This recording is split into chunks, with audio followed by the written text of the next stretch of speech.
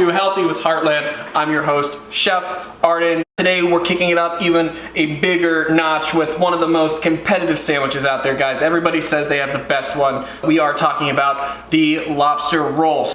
Guys, you should probably cover your eyes. A few moments later. All right, so we have stunned and poached the lobster. If you don't know how to do that, you can look up another video. If not, it's a quick cut, and then immediately you want to put it into a pot of boiling water. The hotter the better. About 2 minutes in, that cooks it just about 70% of the way, which is enough to have the meat separate from the shell. After that, you want to shock it in some cold water with some ice, and then this is what we're gonna have. So to do this lobster roll, we're gonna be removing the meat from the lobster. So you have our claws, the knuckles, the arms, and then of course, the tail. That leaves you with 2 halves.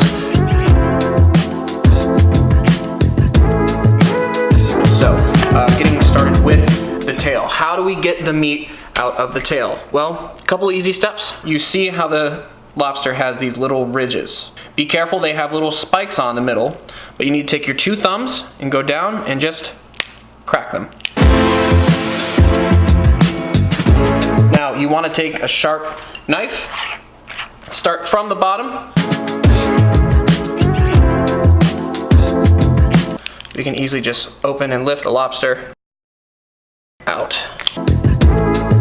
Now we see this little green slime, and the lobsters have a vein as well, and you just want to make sure you open that up and take the vein out of there, because once again that's its digestive tract.